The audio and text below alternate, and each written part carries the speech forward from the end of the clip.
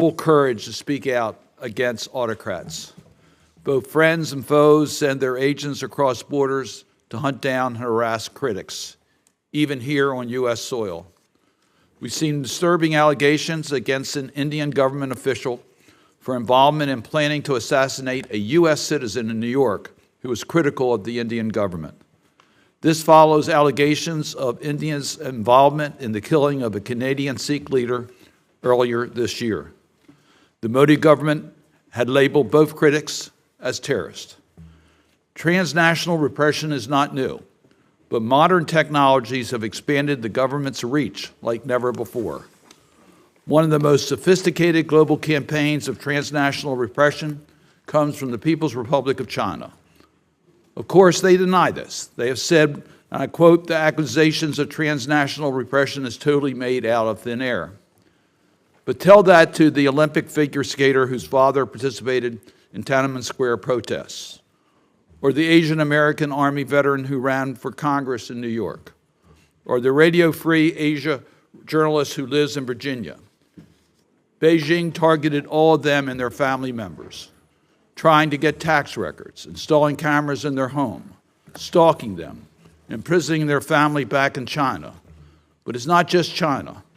Chechen leader told those who opposed him, quote, "This modern age and technology allows us to know everything, and we can find any of you." His patron, President Putin, is just as brutal in his persecution of opponents. He sends his hit squads after those he calls scum and traitors.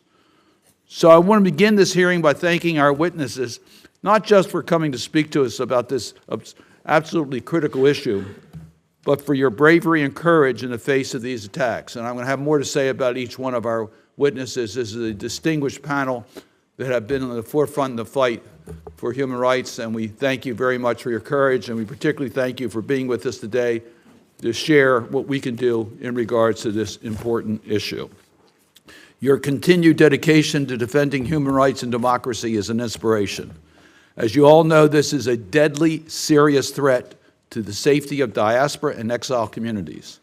They use slander and libel laws to attack human rights defenders in court.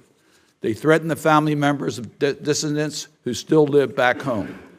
And as you know, they have no problem physically assaulting or even killing to make their point. This oppression is not only felt by the direct victims of the agents of these regimes. By going after one or two critics, they send a message to the entire exile community. You're never safe anywhere, not even if you are in a democratic nation, not even if you have political asylum. That's what makes transnational repression so chilling. It forces many to stop speaking out or end their activism altogether. Whether it's China, Russia, Iran, or Tajikistan, these countries threaten human rights defenders all over the world. That is why I wrote to the president of Tajikistan expressing my concerns regarding his treatment of political opponents. And that's why I led the Transnational Repression Accountability and Prevention Act, to increase transparency about these regimes' abuse of Interpol red notices to get local law enforcement to arrest critics. But more is needed. In the coming days, I will be introducing the International Freedom Protection Act. This will address the growing use of transnational oppression by autocratic and illiberal states. I look forward to working with all the colleagues of this committee, Democrats and Republicans, on this legislation. It's now my pleasure to turn it over to my distinguished colleague, Ranking Member Senator Risch. Well,